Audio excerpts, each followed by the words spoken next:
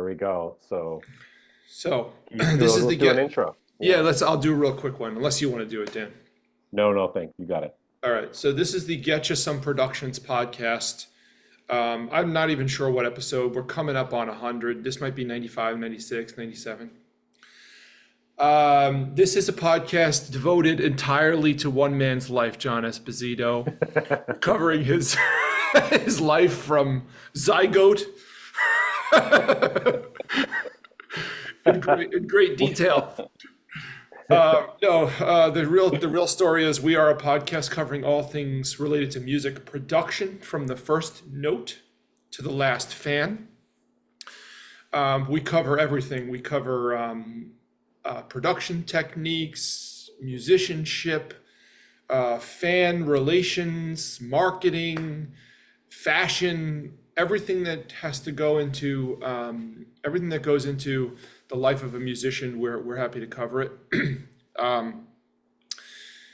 We, Dan and I, usually have shows, or we often do have shows where we just talk about how we're building this business or our plans for the podcast. And we think it's kind of fun to do that and just put our process in full view, so you can see how it's done from the ground up, and how inept we are and have been in the production and creation of the show.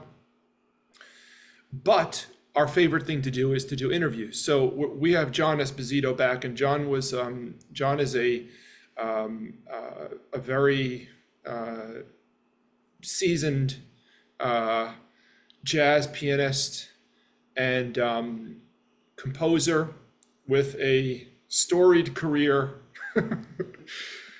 And he has had a great impact on Dan and I, because we studied with him many, many years ago. I'm going to say 1998, 99.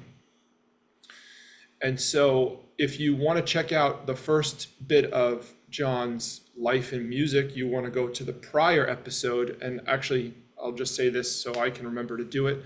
I'll put a link in the show notes to that episode, because you check that out and you get the first, I don't know, 20, 30 years of John's musical life. And hopefully we'll get into the next like 40 years or so in this show. Yeah. or thereabouts. Yeah. And I do want to give a shout out to our affiliate, reverb.com. It's a great website for, you need any musical gear, you get your studio, even just practice gear, anything. They've got all the mainstream gear, all the way down to some niche products at mom and pop stores. It's a great website. And if you follow our link, you can buy what you need anyway, and also help out our little production here. That'd be great. And so right before we hit the record button, wanted to reintroduce John Esposito. And John is an instructor, faculty at Bard College right now. So we were just going into, I'd like to pick up where you left off about educational institutions and jazz. You were going into how that, classical music was entrenched, and then jazz started picking up in the 80s. So welcome, John. Thanks for having me again. Yep. Yeah, I think we were talking about how I ended up teaching at Bard. And initially, I had actually been hired to replace someone a student of mine who was the jazz guy, or jazz and electronic person. It was one program, and that was in the mid 80s. And I got the job, but it didn't work out. I was the dean of the college at the time was at war with the department chair, music department chair. So he basically scotched that, and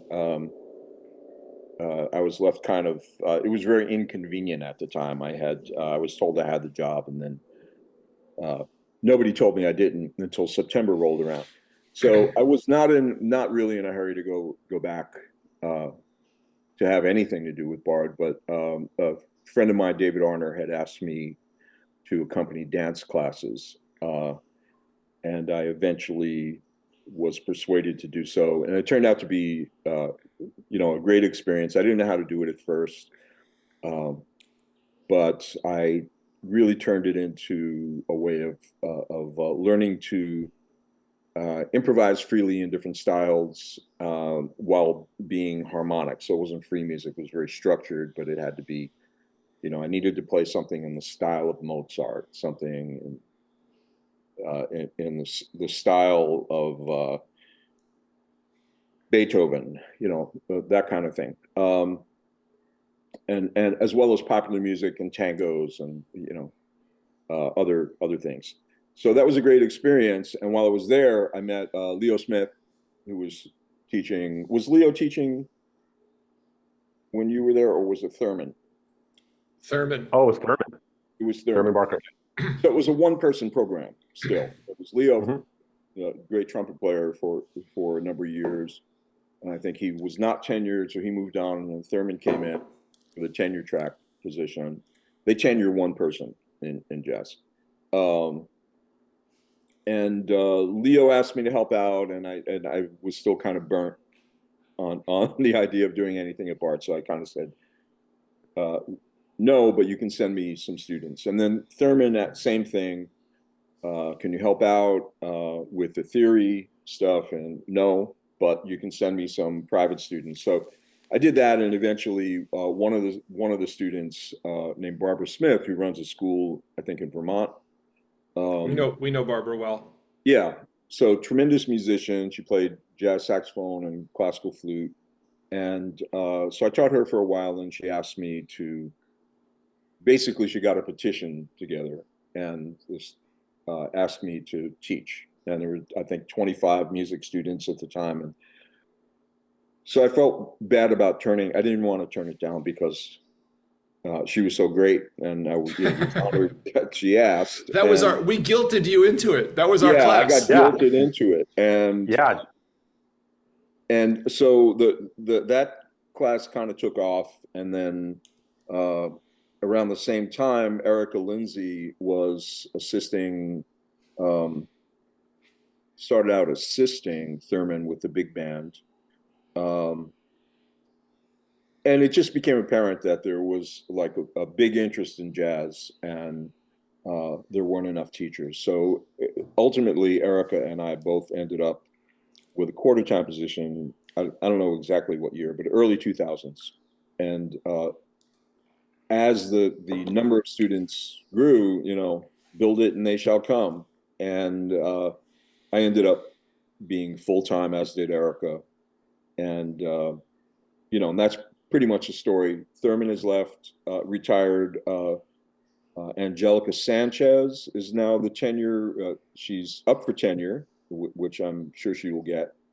And she's fantastic musician, fantastic teacher, and great with dealing with the administration and all the administrative stuff and finding funding and connecting with people. And she's like an unbelievable find. So, I hope to retire or die in a few years, and everything will be in her hands. And so I feel really, really good about that. Great, Whichever comes it's first. great to hear Barbara's name, Barbara in that context. Keith and I, we played in a jazz band with her in Tivoli and all that, and she was in my moderation and senior project, and she was a real blessing to have. Mm-hmm. And, loved working with Barbara. Yeah, we played in a band with her for a couple of years at least, right, Dan? Well, you had played with her and Ted, right, first, and then and then you took over, and then there was a limited number of bassists, I guess, available at the time. So it's always true. It with me. Yeah, it's the right instrument to play. Yes. You want to stay busy. Yep. So that's pretty much it. I've been there since then, and still full time. It's great. It's well deserved because I think that when I started at Bard, and for the record, I happen to really love Bard. But you know, it was kind of the school where when I showed up and I talked to Thurman during some open house or something, and he was like, "Yeah, you can do anything you want here." And I was like, "Can I study jazz and be a biology major?" And he says, "Yes, you can absolutely do anything you want here. This is the most wonderful, you know." And I showed up and I was like, "Great, how do we do this?" And like, "No, you got to figure it out." And I was like, "I'm 17. I'm a complete fucking moron. Like, what do you, I don't know how to do shit." Like, I thought you were going to help me. But so it was, I felt like I was struggling to get, you know, any traction until you did the theory course. And then when you taught the theory course, that was like, oh, this is what I was missing. It was this deep dive. What is jazz theory actually? And I felt so lost until that class. And then I was like, oh, now I'm just finally beginning to understand. And that was just the tip of the iceberg. Yeah. But that was the necessary thing that I needed. And I think that's why so many students signed that petition. I'm sure I was one of them, because it was like we didn't know what we needed, but we needed something. That's And what Barbara said. yeah. It was more or less like, she said, "I know we suck, but I don't know why." And she had me come listen to the big band, you know, which was actually a small band. But Oh, that's amazing. yeah, she said, "I know we suck, but can you tell me why?" And I said, "Well, you know, it's customary to tune up before you play."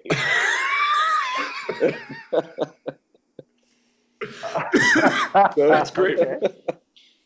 And then that was the start, you know. And then it was like, well, your drummer doesn't know which, you know, what the hi-hat does, and the you know, bassist isn't spelling the chords, and the piano player doesn't seem to know the voicings, and nobody seems to be able to improvise, and you know. And Yeah. so it was like a lot of Thank you for leaving me out of that, by the way.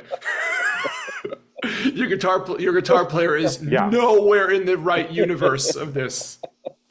So, and I remember being in that state at 17, you know, and getting called on gigs where, you know, I think I knew like 5 tunes or something, maybe, and really didn't understand harmony. And you know, I would get to a gig where it was like no bass player. It was like Fender piano, drums, and trumpet, you know, and they needed somebody who could actually play. And that was key. And I needed to figure it out. And it was very daunting at 17 and 18 to figure it out on my own. And I'm pretty quick with figuring out musical structures. That was, I don't want to say it was easy for me, but I had a sense of kind of an intuition of how to go about it. So, you know, for the average person to walk through the door and not know any of that and be expected to play and figure it out on your own, especially like you're going to college, you're paying somebody to show you. So it's really crazy. The idea that you would, you know, oh, you can explore everything on your own is, yeah, I don't need to pay however many thousands it was at the time in order to do that. So all of that class, and I promise you it's gotten better in the last 25 years. My teaching, I think, has gotten better. But all of that was a result of me banging my head up against the wall, figuring things out, because there was no internet. So, you know, there were almost nobody writing about how jazz worked, or what they were writing was not very helpful and kind of assumed. It was the same thing taking college course in theory. There was a lot of assumptions about what you already knew. So for me, it's always been, I'm starting this from scratch. So sometimes I work as a drummer, and it was the same thing. It was like, how does this work? so I ended up doing very basic things that drum teachers don't generally teach, because they kind of assume eventually your feet will work. And for me, it was like, my left hand needs to be able to do the same thing as my right foot, etc. You know, kind of cross wiring your limbs. So I spent time doing that, and it saved me a lot of work ultimately. And the same thing with uh, harmony. Um, I kept on realizing that I didn't understand. Uh, well, you don't understand that because you don't know all the scales, and you're fine while you're in C, but as soon as it modulates to E, you're lost. Um, so it meant going back, learning scales, learning chords. The chords were difficult because I really didn't see intervals. So then it was like, oh, you should go back and like learn the difference between a minor third and a major third. So it always came back to doing much more fundamental missing work. So when I started teaching, it really was from the viewpoint of, let's assume that they know nothing, and that if they can play already, it's because they've been playing their whole lives, but they still know nothing. So that they're going to be at a brick wall. Um, so I start very fundamentally. So it's intervals, chords, scales, basic chord progressions. How does all that add up to basic song structure? And that's, that's a whole semester's work. The keyboard final now is like, play one of these simple standards, which, these are popular songs that fall into, from 1900 to 1950, whatever. And they fall into maybe half a dozen, 6 or 7 categories. And I have maybe two or three examples of each type of song. So, like 1-6-2-5 type of songs that are basically in the key of C, but they modulate to the 4, those kinds of things, modulate to the relative minor. So they're popular music formulas that are, of course, very similar to classical music formulas, but they're explained in a way that makes it usable information. And I do insist on, learning the basics in every key, since that's how they happen in the real world. And I find doing that when I finally did it after 5 years of playing and just surviving on, flying by the seat of my pants, when I finally got organized, I made a tremendous amount of progress the second 5 years. So I was able to be in New York within 10 years. Only because after the first 5 years, I sat down and said, I really hate the way I play, and I hate having this struggle all the time. What don't I know? Why is this a problem? And ultimately, even creating line, I stumbled into it, but it was like, I don't sound, I can wiggle my fingers really fast after 5 years, but it doesn't sound like Herbie Hancock, or it doesn't sound like Bill Evans, or McCoy Tyner. Why doesn't it sound like that? Or Bud Powell, I liked. So I decided, oh, I'll take a couple of Charlie Parker tunes and learn them through keys, which I did, and then I ultimately got to Donald Lee. Once that I did that work,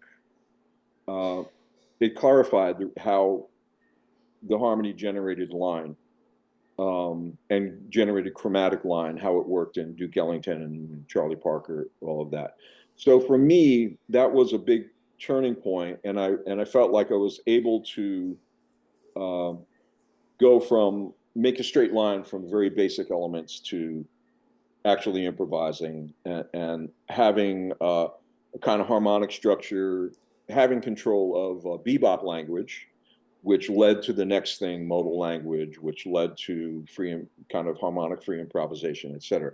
So that's pretty much starting out at Bard, that was where I wanted to go.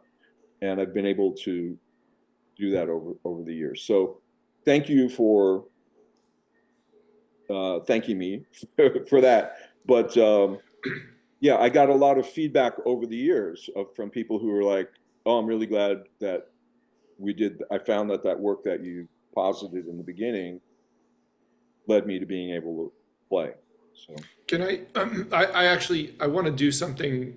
I want to tell you something quickly. I'm not sure if you remember yeah. this, but when Dan and I were doing the workshop in your house, um, I think was like the first lesson you ever gave us, and we were all sitting around, and you were sitting at the drums, and you said, here's how I teach. I can teach you everything that you will ever need to know on the drums in about 2 days, but it'll take you a lifetime to go and practice it all. I can teach you everything that's possible to play on piano in about a week. And likewise, another, like guitar, which is what I play, likewise, it's a similar process, a harmonic instrument that plays both chords and single note lines. He said, I can teach you.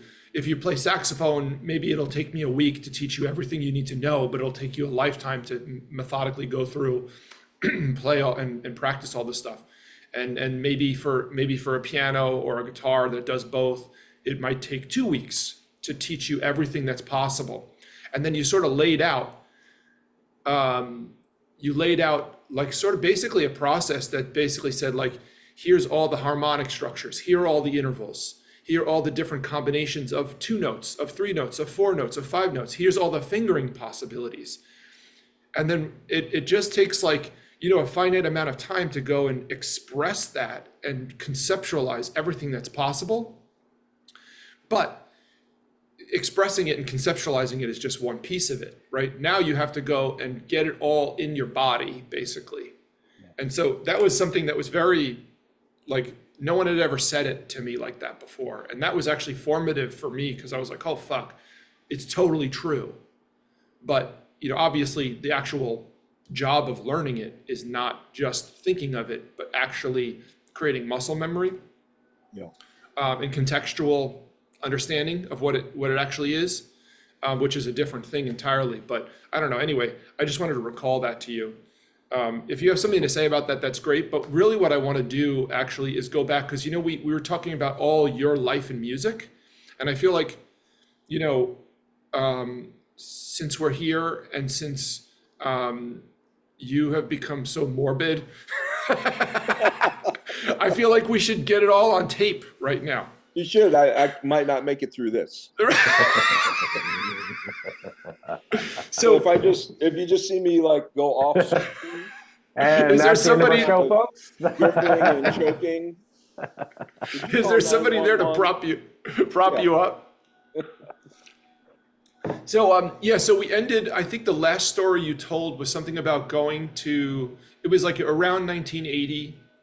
You told us how you met Arthur Rhames, but then you didn't mention, and then you actually told about a gig where some lady invited you upstate and she could only sing like 10 songs, and then you brought Arthur in, and it became the Arthur Rhames show, and then you were in his band. Montreal.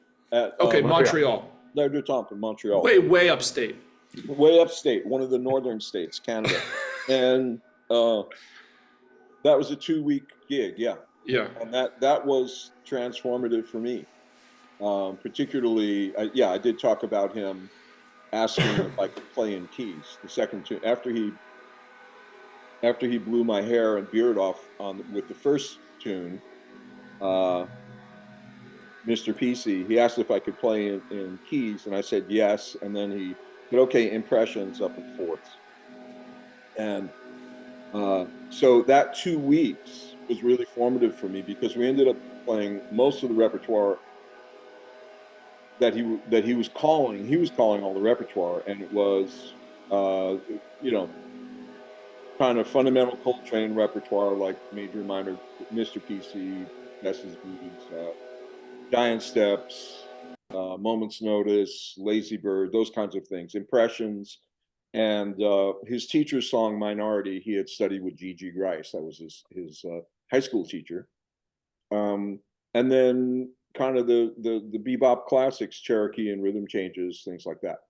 But all that stuff was through keys. And it was like, okay, play play the song, but then play it in minor thirds, or play it in major thirds, play it in fourths. I made the mistake of reacting like the idiot I am. I just, oh, so if you can do that, I guess you could do an expanding key cycle where you go up in half step, and then your next chorus, you go up in a whole step. Next, you go to minor third, then major, etc. Right? Which is, kind of interesting compositionally, and I don't recommend doing it. So that was, but it was the beginning of me figuring out the expansion of form by using modulation. And also, we were reharmonizing. And I remember riding home on the train, and we had a notebook, and we were passing it back and forth, and it was like variations on kind of giant steps changes, 5/1s and major thirds, but I was doing 5/1s and minor thirds, and we were kind of passing ideas back and forth. That was the first time, maybe the only time, that I met someone who I was kind of on the same, conceptually on the same page with, and excited by that exchange of ideas. The difference was that Arthur was on a mission, and he had started much younger. He had started playing around 8 or 9 years old, and he played 3 instruments, which I didn't realize at the time.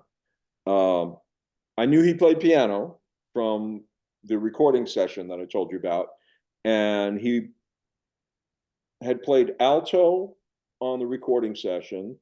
He showed up in Montreal with a soprano because he didn't have a tenor. And later on, I found out that his preferred instrument was tenor. We ended up going through all of this repertoire. It was his original. It ended up being his original music, and that kind of combination of Coltrane, Charlie Parker.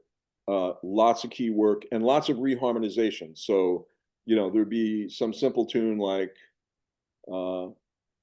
Sonny Rollins, doing variations on Sonny Rollins' version of "I'm an Old Cowhand," so it was referential to Sonny Rollins, but it was a totally different set of chord changes. He loved titles, so "Swinging on a Star," anything that was about overcoming, ascension, going up, rising, all of that, overcoming, getting to the victory, never-ending goal, these kinds of ideas were really, really important to him. About the second year let me put it in order so I can keep track of it. So we ended up Montreal a couple of weeks, came back to New York, and I get a call. He's got management, and he wants to hire the band from Montreal, which was Otto Gardner bass and Jeff Siegel drums, for some gigs he had in New York. And the first one was the Jazz Forum. It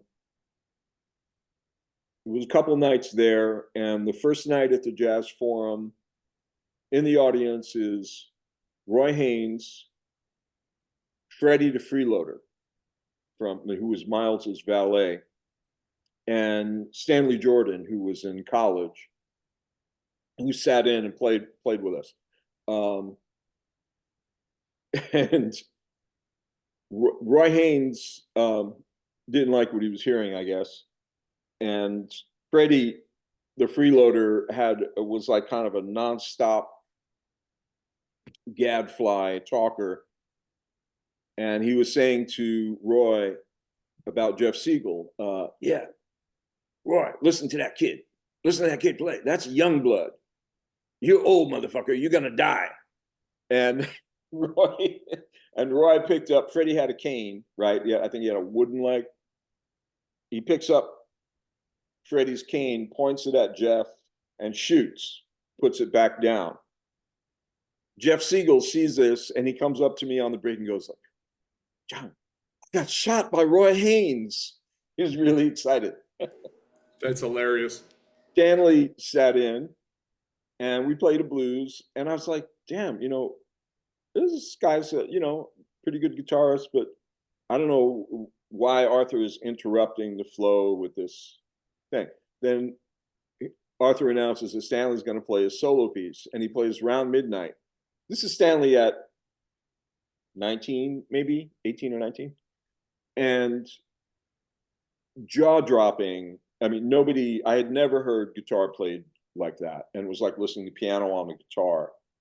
And I remember my reaction was, holy shit, why doesn't somebody record that? This was at a time when it was the beginning of the Young Lions movement. So a lot of what was getting recorded was Mozart jazz. It was like jazz reiterated, dressing and sounding like the person who had originated the music or the style in the 1950s. The Young Lions were like, Witten and people like that, right? Yeah, it was mostly initially New Orleans-based musicians that followed Wynton. Yeah. Okay. Classicists. Classicists in jazz. Really repertory players. It's became much more, extreme. It was a function of several things. One was you could do jazz in college. So the downside of that is it's like doing classical music in college, right? There's a set body of repertory and everybody learns to play it the same way. So when I was putting my band together, Second Sight, I was auditioning trumpet players before I found Dave Douglas. The first couple of trumpet players through the door were from Lincoln Center, and there was Benny Carter had a big band at Carnegie Hall. And I think the first three trumpet players came through, and they all warmed up on the same Lee Morgan solo. And then a couple of them started writing 2/5s in on my original, which had nothing to do with 2/5s, right? And that's the unfortunate part of the college education for jazz, is it tends to it's like McDonald's hamburgers, that's not how. If you go back and you study Louis Armstrong, Charlie Parker, Monk, Bud Powell, Bill Evans, Miles, they all had like different kinds of educations. They generally included some kind of lessons in school playing band music, but they mostly learned on the job, and they were in a community of people who played the music. So they ended up with very individual sounding styles.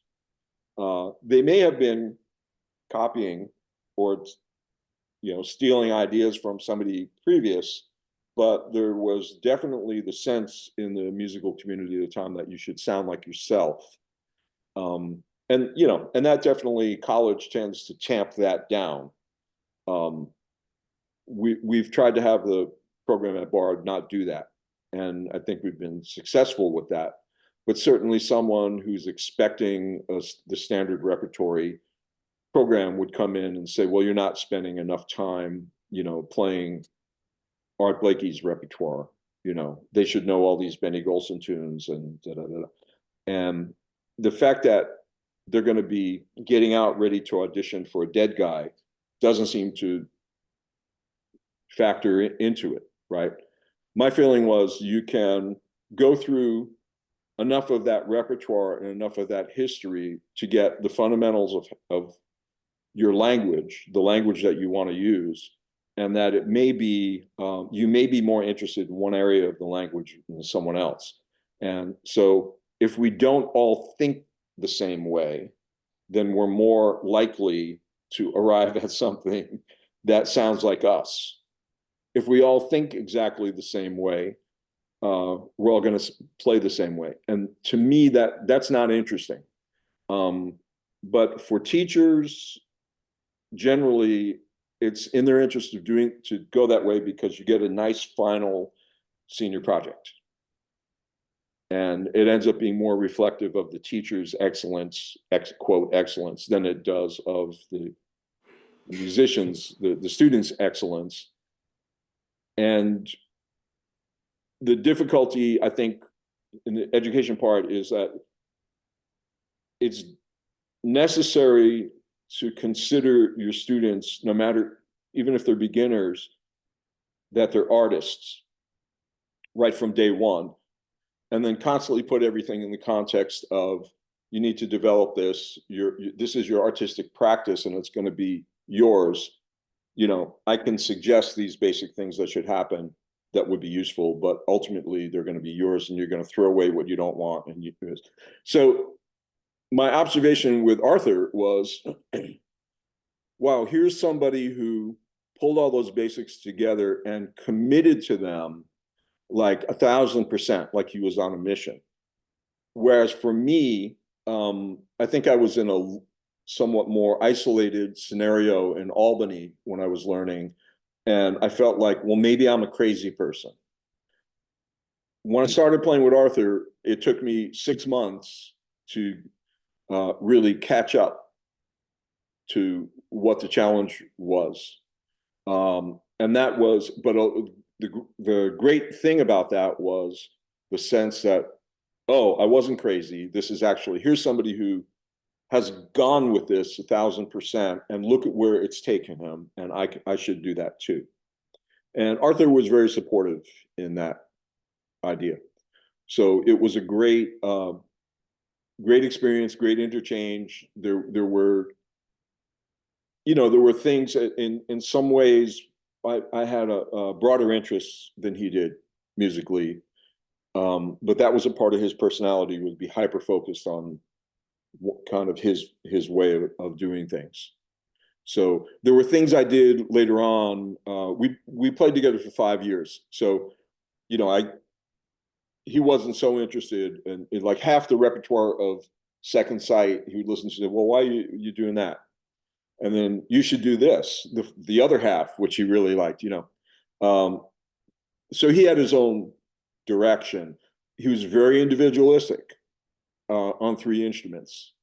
So I had gotten a call once we got back from Montreal, and it was like, I have management. Can you join the band? And can you put me in touch with Otto Gardner and Jeff Siegel? So that band was together for a few years. We played a lot at Rashid Ali's club. We played a lot. What was the full lineup of that band? Otto Gardner bass and Jeff Siegel drums. And you and Arthur, or was it? Yeah, me and Arthur. And you know, typically I'm kind of going through material now to put together a double CD of that band, music around that era, because there's nothing on record that really documents that. And so we worked a tremendous amount, mostly in New York City. We didn't travel much. At the same time, his management was connecting him with, he had been in Reggie Workman's band. There were other groups that she was connecting him with. So he was with Elvin Jones for a couple of weeks at the Vanguard. Elvin wanted him to continue. Elvin's wife did not, so he didn't. Do you remember who else was in the band with that? With Elvin, it was Elvin, Arthur, and do you know who was bass and was there a piano player? No, it was a guitar. It was not Roland Prince. The next one, French name. Can't think of it. From that era? Yeah.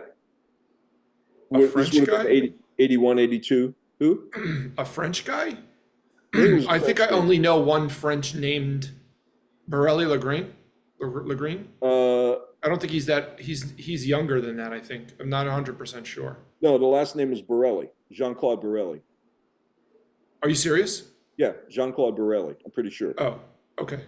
And the bass player I work with Marvin Boogaloo Smith, he's gone now, and I'm blanking on his name. But he knew Arthur, which is how Arthur got to sit in. And Pat LaBarbera was playing saxophone, but he was leaving the gig. And Elvin was looking for a replacement. And Dave Liebman was playing soprano. And the place was jammed with musicians. And of course, I went in, sat down through his set, and Arthur, they're all in these, Jazz Machine t-shirts, right? And Arthur was a bodybuilder. So when I met him, he was kind of a tall, skinny kid. And within a year, he was like Arnold Schwarzenegger. He did that like he did everything else. Totally focused. Diet, everything else. And so Pat would come out, and he's a terrific musician, but you could, again, the difference in methodology, I think he was learning like working on 2 Coltrane solos a day, and that would be what you were hearing in the music that night. To each his own. That was how he liked to work. For me, it was like hearing, it always kind of drives me nuts to hear segments of solos that I know from recordings in people's playing. It always feels out of context for me, and it always sounds distracting, like they're not building something, but that's how he worked. And then Arthur would come out, and Arthur's playing with Elvin. It's like being in Coltrane's band. So it had that kind of energy, and the audience would go completely insane, like screaming and the whole thing. And which is why I think he didn't get the gig, because Elvin's wife Keiko felt he was upstaging Elvin, which he was, which was the story of his, part of what the problem was with him his career not taking off. The other half was he was gay and he was closeted, and especially then, when most of the guys coming in, first of all, it was mostly men. Very few women were allowed space in the 80s. Emily Remler was an anomaly, right? And, she ended up self-destructing. It was the pressure of that was enormous. She has a new record out, believe it or not. I guess they found some tapes or something. I'm friends with so many guitar players, and they just said, "Hey, look, Emily Remler has another record that they just unearthed." But anyway, I'm glad she's still working. I'll save the joke. Go on. Yeah. So yeah, I mean, a large part of the people who are coming into the scene, the young lions, are like, kind of from very kind of conservative Christian, evangelical Christian kind of backgrounds. So they're extremely homophobic. And so he was really, I think, terrified to have to remain closeted. And it took a toll. And the 80s, because of the AIDS epidemic, as people got sick, I had the experience of probably 3 or 4 friends getting sick, and then realizing that, they've been closeted all this time. And with Arthur, I happened to know right away, like when we were in Montreal, the second night we were hanging out and talking, and I think he felt safe. My girlfriend was visiting from Brooklyn, and she was African American, so I think right away he was like, "Oh, he's okay." I didn't have my wristband. You have you're okay white person wristband. and you know, and we kind of got into the conversation. You're really lucky somebody loves you enough to come visit you. Da, da, da. And you know, oh, do you have somebody who can come visit? And he's, no, I don't. They don't. Well, somehow it got around to him basically saying, I'm not really interested in women. And then I go, oh, okay. So do you have somebody? Yeah, my friend so and so. I said, okay, you know, well, I have a place in New Paltz if you need to get out of town. I was back and forth between Brooklyn and New Paltz at that point. And why don't you guys come up, visit? So that was the beginning of a close friendship where he was able to be himself. We were both able to be ourselves without all the cover, which I think, you know, I had the privilege of just making that decision for myself without too much pushback. But in his case, that was a hard decision, an impossible decision for him to make, you know.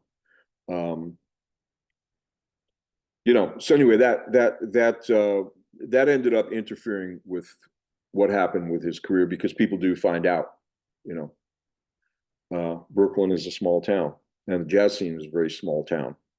Interfering with his career in that he stopped getting called, or maybe, you know, there was some discrimination against him from that perspective. Is that Oh, what you massive, mean? you know, yeah.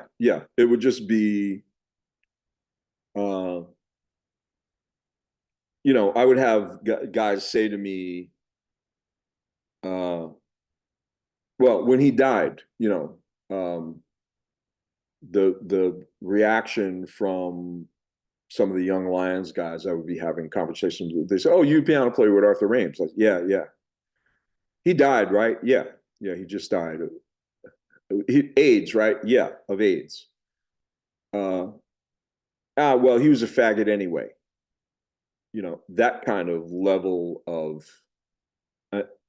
you know, unbelievable level of dismissal of somebody's humanity over something as fundamental to their personality, to point where it's just like stupidity. You know, it's like, you know, just it's too much to understand, actually, why that is still happening or why it ever happened. But in any case, that was a setback. Another setback was his manager was a young woman who was obsessed with him. And so that was, I mean, it was like unrequited love. That ended up ending their working relationship. She was connected, boyfriends or whatever, with mafia cats from, you know, Italian mob guys from Jersey. So they had a major falling out, and then some guys showed up at Arthur's apartment, confiscated his horn and his guitar, and told him that if he worked in New York again, he would be dead.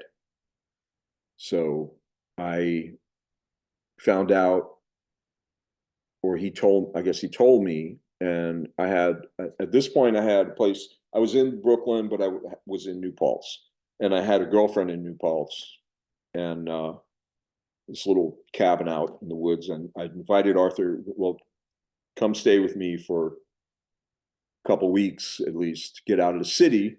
And I called Hal Miller, who's drummer and archivist of, he had this massive amount of recordings and videos. He was friends with Wayne Shorter and Elvin, the people of Weather Report, Alfonso Johnson and other people. And so he had all these bootleg tapes and videos. It's the archive from which the films were taken for the Ken Burns series. That's pretty much Hal's stuff. And Hal was director of the Division for Youth, New York State Division for Youth, which was the prison system for kids. And there was a facility in Highland, which is near New Paltz, where Mike Tyson was. Right? And so I called Hal. We had Hal had played with Arthur, and Hal said, "Well, I can hook up a job for Arthur as a counselor, but he'll need to know how to drive within 6 months. He needs to have a driver's license." So Arthur came, stayed with me for a few months, pretty much destroying what was left of my relationship with my girlfriend. And then he ended up moving out. He was unable to learn how to drive. I mean, he was like a real Brooklynite. I think I had a Volkswagen standard manual shift at the time. He definitely was not going to learn how to drive on that. And so he lost the job after 6 months. And that was the point at which he was kind of back and forth between New Paltz and the city. And it was kind of downhill from there. So that's probably 85. So I worked with him basically from 80 to almost to somewhere in 85. Jeff and Otto worked with him probably for the first 2 years of that period. And then we were playing with other people. And we were doing a lot of things, and actually also in the Capital District, Albany area, and Hudson Valley, as well as the city. Well, he couldn't play in the city, so we moved everything upstate. And around that time, we did something on KCR. They used to do these. That's Columbia University radio station, for people who don't know that. And they used to do these profiles where you'd go in and, for whatever it was, 3 or 4 hours, and play and talk and be interviewed and everything. And so that one there was a drummer named Krister Henniks, who shortly thereafter transitioned, became Catherine Krister Henniks. She just passed. She was living in Berlin. And Krister was connected with the bassist Mark Johnson from Bill Evans' group. So we ended up doing this impromptu thing at KCR, to which Mark Johnson brought a shopping bag full of hash brownies and his looper. And so it turned into 3 hours of bass loops and hash brownie heaven for Krister and Mark Johnson, with Arthur kind of pretty much fit to be tied that it was turning into like a 60s Grateful Dead gig instead of what he was attempting to do. But anyway, that was one of the last things I did with him.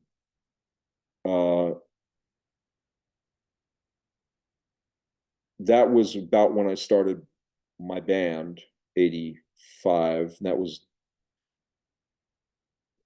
Dave Douglas, Jeff Marks, Jeff Siegel on drums. Jeff Marks played tenor and soprano, Dave Douglas trumpet, obviously. Frederick Berryhill, who had been a housemate up in Albany, percussion, great conga player, still playing. And Alan Murphy, bassist, who also just passed. The phrase "just passed" gets used a lot at this point in life. Hence the morbidity. I mean, it's not even morbid. It's just sort of, where are they now? So that band, when we finally settled on that personnel, worked from 85 to 90. We recorded 2 records, and I started my label, Sunjump Records, to get the first record out. What did you call that? Was that band Second Sight, or did you call that band It was called something Second Sight, yeah. And that was pretty much the first band in which we did, almost all of my music. But we went by a group. It wasn't John Esposito and Second Sight. I couldn't pay for anything, so it was just like a communal group. Dave was not well known at the time, but he was starting to be. He was playing in John Zorn's Masada. I love that record. I can't remember what it's called. Grand Quignol, something like that. Oh no, maybe that's not the one I'm thinking of. Anyway, I used to love. There were two Masada records. I loved Yeah, those records. Oh my so lord. that really got him off the ground. That and what's his name? Clarinet player, Bug Music. Bug music. Yeah, yeah, he did. It was the music of it was cartoon music. And so that I think that was their second record. The first one was klezmer music, music of Mickey Katz. Yeah, That's there were two Masada records, I think. Don Byron. Don Yeah, Byron. I think I know what you're talking about. Yeah.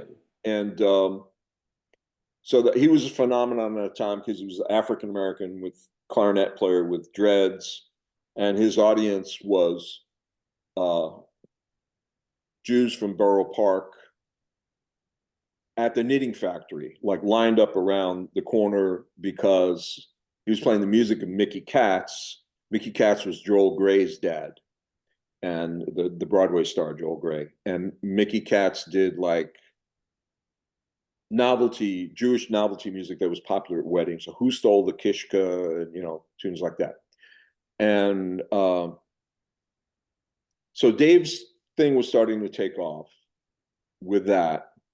And then we had recorded our second record, and we were trying to find a label. And I had been counseled by somebody in the industry, don't just give your tape to people because you'll get scammed. And they said, the classic is somebody will be a manager, they'll get a hold of your tape, and then they'll call you up and say, I have interest from Blue Note in your tape, and I have an appointment this afternoon, but I need, you to sign a contract. And the person explained that there are two kinds of contract. There's an artist contract in which they basically own your name, and there's a representation contract, which is basically limited amount of time, and so it would be like representation contract. You have my permission to take the tape to Blue Note. If you get a contract for Blue Note, I'll pay you $2,000, whatever it was at the time, and then we'll have a discussion about whether we're going to continue our association. That's a representation contract, which can turn into an artist contract if you want. So basically, I was told if somebody pulls that stunt, like avoid them. So I explain this to the band, and I say, whatever you do, don't just hand a demo out. Talk to me first so I can find out who the person is. So there was this manager at the time who Jeff lived in Brooklyn, and we would rehearse in Fort Greene a lot. And we were working a lot in New York. And so somehow he hands this tape off to this manager, and we're coming back from a gig in the wilds of Pennsylvania, and 9 o'clock in the morning, the phone rings, and Jeff Siegel's on the phone, and he says, Marx is on the phone, and he's in a panic because he's trying to get a hold of you because this manager, who I think she's still alive, Jeff isn't, she wants to represent, she has a contract, a Blue Note contract for us, right? So right away, the alarms goes, okay, this is exactly what this guy told me was going to happen. And he says, and when he called, he thought he hung up, but the answering machine recorded the conversation with the manager. And it was this classic manipulative conversation where she tried to get him to basically send her a tape because she had the tape. Horace Silver, it was a little more complicated than that. Horace Silver's manager had just died. Horace had a tour set up, temporarily hired this person as his manager to handle the tour, and he was looking for a band. And nobody knew that yet. So he heard our tape, and he wanted to hire the band, right? And so it was this double whammy. Let me decline this. I don't, new phone, which doesn't seem to want to turn off. So he says, so Mark's, it wants you to call this manager, okay, I'll do it. So I get her on the phone, and it's the classic scam you kind of conversation. And finally, I just say, listen, I will be interested in doing a representation contract, this amount of money, this amount of time. And she's saying, no, you need to sign artist contract. And then I said, well, thank you. I'm not interested. Thank you very much, though. Hopefully we can do business at another point. She's shocked that a musician turned down this imminent Blue Note contract. She was on her way to see Bruce Lundvall. And I get off the phone. Jeff calls back and it says, and I explain what happened. And I said, listen, don't worry, it was nothing. She did not have a meeting with Bruce Lundvall. It was maybe, and we would have had to sign with her, and I had already checked into her, and it's not somebody I would want to be doing business with. She ended up owning, I had friends who worked in another band that she ended up owning their names, So, and the music, by the way, which was something their personal names. Pretty much. Yeah. I mean, it's the amount of control that management and record companies have over musicians is unbelievable. Right. The Creedence Clearwater story with that poor guy, 30 years of lawsuits, and could not sing, couldn't use his own voice because it was recognizable it was owned by the record company. So I was wary. In any case, Siegel says, well, okay, so it wasn't anything. I said, no, it really was nothing. He says, so are you going to tell Jeff Marks? I said, no, I'm going to let him feel like he really fucked it up for about a week so that he remembers when I tell him, would you please contact me before you hand out the tape so ultimately my conclusion was I should just form a record company and start releasing music. And so we did the first record, we got out, and then I had a partner at the time, a blues singer named Little Elliot Lloyd Pyoff. There's a whole story. He's like family mob connected chop shop in Brooklyn, and he ended up having to flee and ended up in New Paltz. And he was like it was like having Anthony Quinn as your record company partner. So he did all the promo. You're running your own little witness protection program up in New Paltz now. Yeah, there's a whole I can't get into that story, but maybe offline I'll tell you about it. Yeah, off the record. John, I actually got to split. You and Keith are going to continue this conversation.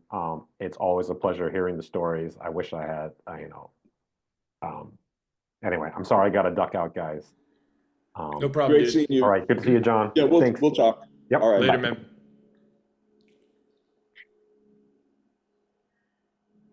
So in any case, what did happen was this manager called me back and asked me to contact Horace Silver, which I did. And Horace was lovely. And he said, I'd like to hire your band. He says, minus you, of course. And if there's, so I said, yeah, everybody, it's fine. Everybody will be honored, to do it. And he said, okay, what can I do for you? And he had said all of this very nice stuff when we started. He said, I love your playing. I love your writing. The band sounds great. Blah, blah, blah. So I said, if you want to put that in a note that I can give to a record company, that you're endorsing us, that would probably be, that would be great. So he did that. I found out that that was a mistake to use that promo, because every time I got a review after that, apparently I sounded like Horace Silver, which I assure you I never did. Which is 100% false. Yeah. Yeah. Yeah, and Horace was not really a very big influence on me.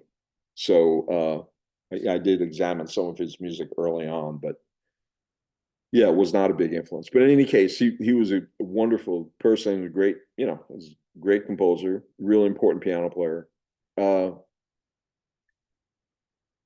So Dave, so once the word got out that Horace was looking for musicians, everybody in the world contacted him. So Dave Douglas ended up on the gig, and that should have been his breakthrough.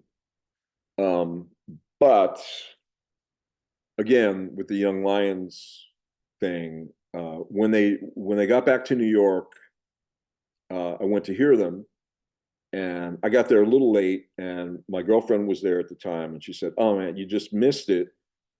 Horace just gave you this introduction, talked about your record, talked about you and your songs, and told everybody to go out and get the record." Oh wow, that's amazing. So I get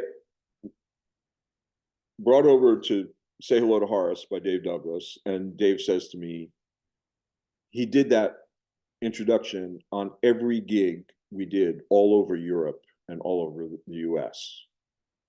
So I thanked Horace. Wow. So, come sit here. And he introduces me to piano player, Billy, senior moment. Taylor? Billy Taylor, Dr. Billy Taylor. Billy Taylor sitting next to me. Same thing, very gracious, offers me connection to a festival in Florida, have my management, which I did not have, contact this person. And then Billy Taylor and I sat behind Horace like two little kids, chuckling, watching Horace play. And classic New York, set finishes, somebody comes up to me and says, "Excuse me, are you somebody?" And I said, "No, I'm not anybody." And they go, "Oh, okay." And then Okay, bye. okay, goodbye. So that night I went out to hear Dave sit in. He was going to sit in with Blakey, and he was sitting in, and I heard him in one club, and three other trumpet players, young lions, luminaries of the day, and man, they would not look at him, And of course, they were playing all their little Lee Morgan ripoffs, and he was playing the way he plays, which, especially at that point, was quite different. Wait, catch me up, because was he gay also? Is that the issue? Dave? No. Yeah. What was the issue? What was their issue with him? He didn't conform to who they were and what they were doing. Okay. Probably he's white. He played better than all three of them, more to my mind. Yeah. It's interesting, individual sounding, creative. Yeah. And it wasn't all of the recognizable, any technically competent jazz musician can do imitations. So I can do my little Bud Powell imitation, my Bill Evans imitation. I'm one of my students is Keith Jarrett's daughter, and I gave her a CD partially as a joke. It was the first CD it was on, at Steve Girassi record, and I have a solo spot, and it sounds like Keith. It's I was like 26, and I was copying the genre. It's not exactly what Keith played, but it was that feel, right? So and made a point after hearing that back to never do that again. Anybody can do that who's kind of pretty much competent, but that's not your job, to my mind. You know, there's been a lot of ink spilled about jazz and about what it is and what makes jazz unique. And I think like it's so conspicuous because if you ask that, you know, the classicist people about Yeah. about what makes jazz, the first thing they're going to say is it has to swing, which is the most nebulous thing. Yeah. It doesn't even mean anything. So I came up with my own framework, and I call it Yeah. the 3 I's: improvisation, individuality, innovation. Because in my mind, jazz never really stood still, you know? So without those, and then, I mean, I feel like the individuality, everybody knows improvisation is inherent in jazz, but the individuality part is like, it's not as conspicuous, but if you ask any real jazz person, they're going to say, no, you got to sound like yourself, you know? And that's probably one of the hardest things to do. And that's also kind of hard to sort of pin down also, but that's my framework that I've been trying to tell people. Yeah, I think that's a good description. You would not get an agreement on that from a lot of musicians. Innovation doesn't enter into the picture at all for a lot of musicians, which is, I understand some people are not, that's not their nature. It's fine to be primarily a repertory player. But to maintain that that's what everybody should be doing, otherwise it's not valid, is pretty idiotic as far as I'm concerned. And it shows a lack of understanding of the actual history. These are people who are, you know, worship history. And I think, you know, when you actually read any history, if you read American history, you quickly come to the realization that most 90% of what actually happened is glossed over. It's uncomfortable, it's challenging, and it doesn't, and that's the same thing with the music is music was always made by oddballs, you know. Any of them, you know, Louis Armstrong, you know, Charlie Parker for sure, you know. Coltrane was an oddball. I mean, interview Miles Davis, and you know, and there are people who see connections that nobody else sees. They see connections in concepts, in cultures, and they're you know, for lack of a better word, free spirits, right? They feel like they should be able to connect with anything and take in anything that appeals to them, and that's what they express. That's really a hard one for most Americans, and you know, a lot of times I think people from other countries have an easier time with that than Americans. We have a big investment in not looking at 95% of what American history and American culture is about, including the music. You know, it's uncomfortable, and it's challenging. So in case of, you know, there was an article probably 20 years ago, I think it was a Downbeat article where I think Wynton Marsalis had just gotten a grant for composition. So of course he said, composition is really where it's at. Who wants to listen to, you know, improvisation, all that improvisation, and maybe there's going to be 1 minute of interesting music. And of course, he was bombarded with letters, or Downbeat was, and Keith Jarrett's really stood out, and one of the saxophonists, I can't think of his name immediately, but basically they said, you know, that those few moments of transcendence are what all that is about. That's, you do all of that work, and you play and you play and you play for those few moments of enlightenment, right? Which is a very sort of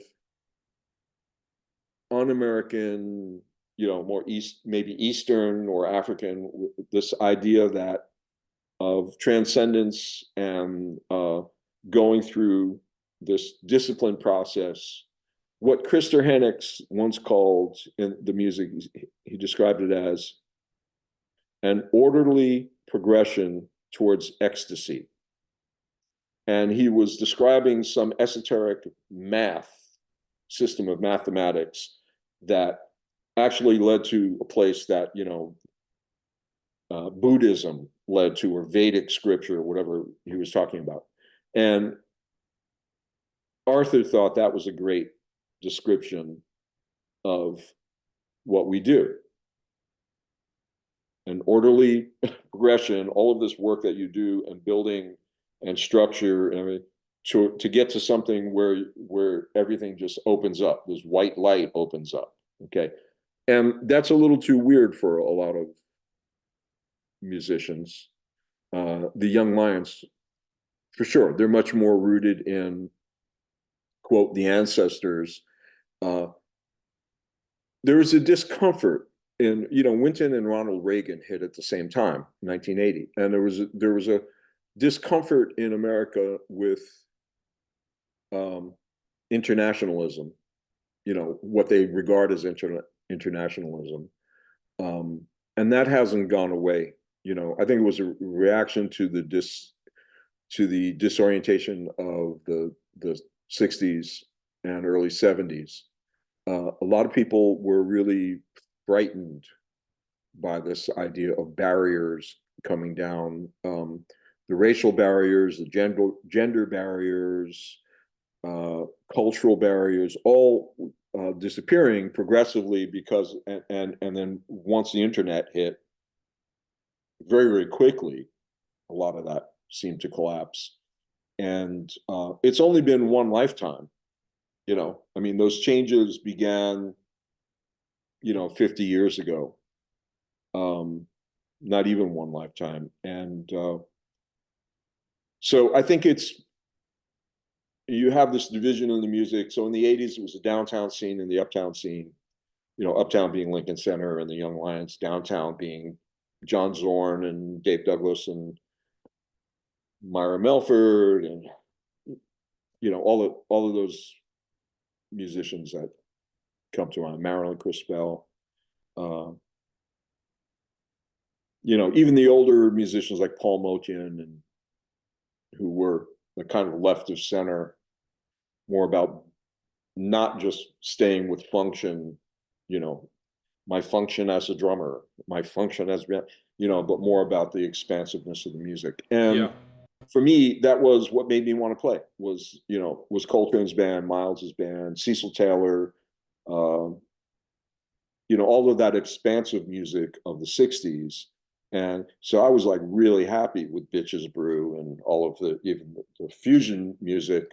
The more open it was, I was more interested in Herbie Hancock's kind of open fusion music, 1970, than say Chick Corea's more precise and closed music. They're both great, but I always love to keep that feeling in the music of being open, no matter the style is besides the point. So before I got off on that rant, I'm not sure what started that, but so I have to quit pretty soon anyway, so this is a natural place to stop. Yeah. So I think, first of all, I couldn't, when Dan and I started this podcast, we literally, like, our first episode was, okay, how do you do a podcast? No, I'm not even kidding. Yeah. And now we're here and hearing these stories and actually being in a position to sort of catalog all this stuff and to be part of the process that crystallizes things, which is, to me, like, hearing these stories is extremely important for me. and I think is important for people, because this is all like, I mean, I have a connection to you because what you taught influenced me, and I have stuff to tell you that what you were talking about, like your train ride with Arthur Rhames and talking about the transpositions, and I told you I'm in the midst of these compositions that are also, I would say, algorithmic in a sense, that I think you'll find very interesting. We can talk about that next time, I guess, but what I'm really want to just say is that I couldn't be more grateful to just be able to sit here and listen to these stories, because to me, you know, I mean, I actually don't think, I feel like jazz is, I've felt like this for a really long time. Jazz is the highest art form there is. And I don't think it's gonna, and I just have, I'm hard pressed to think of a way that we're gonna get any further as human beings than what jazz really encapsulates. And I feel like if we do any better, it'll be jazz. And I was telling my friend who's a hip hop artist who actually went to Bard, he's a hip hop artist, and I was telling him about my theory about jazz and the three I's, and he goes, "Dude, that's hip hop." And I was like, "Yeah, because some hip hop is jazz." Yeah. But anyway, so I feel like this is, so hearing these stories and actually getting a firsthand account of everything is really important, and I really am very grateful to sit here and listen to all Well, this. thanks for asking and Yeah. inviting. And yeah, I mean, I agree with hip hop. Jazz is a very, you know, stylistic terms for music are always charged and limited in what they actually convey. And, you know, the music, I mean, jazz is New Orleans ragtime, right? That's what the term is. Charlie Parker, Dizzy Gillespie did not consider what they played to be jazz, right? They just called it modern music, and the critics called it bebop. And the music in the 60s, when you know, when I talk to those musicians who are a generation older than me, they would just say the music. That was the description of it, the music, meaning that improvised music, the music that we all play, but it was included, it kind of included everything, because sort of everybody was still alive and playing in the 60s and 70s. So, you know, Coleman Hawkins, Eric Dolphy are both on the same Max Roth's Abbey Lincoln record, right, in the early 60s. And, you know, Coltrane and Miles, all of those players doing something that really did not fit, it didn't swing, you know, if you define swing as 1950s, the 1950s definition of drum and bass function, piano function, all of the instrumental functions break down in the 60s. Yet I would argue that Elvin Jones on Sunship swings in terms of forward propulsion is unbelievable. You know, how difficult that is. You know, and there are many great musicians who play with that kind of openness that I'm sure, you know, you would hear from kind of the more conservative players. That's not jazz. So I think it's an irrelevant argument at this point, because the music became so internationalized. When I did a record with Pharoah Sanders, Franklin Kiermaier's record, Solomon's Daughter, there's a great drummer who's that forward propulsion. Does it, you know, is he playing the hat? No, you know, it's his own way of playing, and which incidentally, Elvin in interviews said, you know, a number of times, it's like, it's about flow, and everybody has their own way of doing that, which, coming from one of the hardest swinging drummers in jazz, you know, I think that, you know, he was smart enough to understand the implications of what he had created, right? And did this, the thing with Pharoah Sanders, I ended up, after the date, it was pretty, you know, pretty amazing experience, just standing next to him, listening to, you know, let alone playing with him for 3 days. And then I wrote him a letter afterwards, and because I really thought about not only what that session and interaction between me and him and the other musicians, the conclusions I came to during that session about how to organize and not have it just be kind of the modal 60s modal thing, but something else completely. I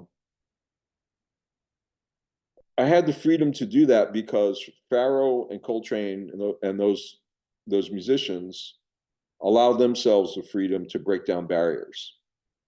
And the barriers were not only technical and theoretical barriers, but they're cultural barriers. They allowed themselves to draw on African, European, Asian, Native American, anything that appeared to be beautiful and primal and expressive to them, they brought into the music fearlessly. And they took a lot of shit for it. And I think a lot of, kind of mainstream musicians have difficulty listening to that music and understanding or accepting the inclusiveness of it. And as a result, people from all over the world have been able to were able to relate to this American improvised music. It is an African American creation, but African Americans don't speak Akan or Iwe or any, Yoruban. They speak various dialects of English. Like everybody else, we all adapt and absorb from the other cultures so that we can communicate and work together, right? Whether we like it or not, we do it. And it is that is what it is in the music. That's what it's always been in the music. What we call jazz has always been a music that is an African, unwilling African immigrant reaction to the environment that they were stuck in and unable to escape. And their adaptations to that environment, no matter where you look, whether it's South America, Central America, North America, are brilliant. They're brilliant. And the lineage that the music that we play comes from, yes, it does start out as 2-beat ragtime Dixieland kind of music that becomes 4-beat swing in the 40s and maintains that to the early 60s and then becomes something else and then reabsorbs popular music again with rock and hip hop, etc. And as well as the idea of time does not have to be dance oriented, but can be something else. So all of that is part of the music. It doesn't make it less African American. It makes it African American plus. It's plus more. So I think you can honor the roots of the music, the cultural roots of the music, but expand. We're a space age society now, and it's possible to do those two things at the same time. Not everybody's comfortable with that, and a lot of people like the narrowness of definitions. So I don't know what to call the it's the music might be, the best. We're just music. Yeah. Well, I think, yeah. Yeah, naming it is tough. Listen, so about what year did we end up just now? Was it like, do we get to the 90s even? We got to, when you formed pretty much 1990. Yeah. Okay. So let me ask you a question. Do you think you have more stories? Should we do another one of these or should we just change focus? Yeah, I mean, I'm making most of these lies up anyway as we go.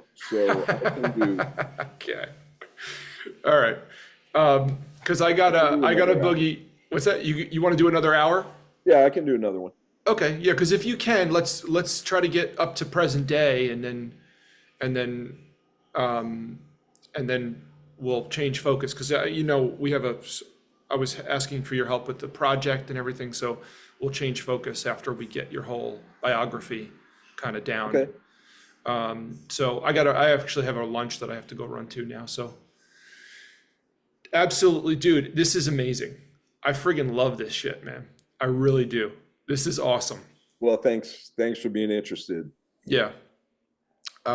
We just released a podcast today with a classical singer from Bard. So the next one that's going to be released in a few weeks is going to be your first episode.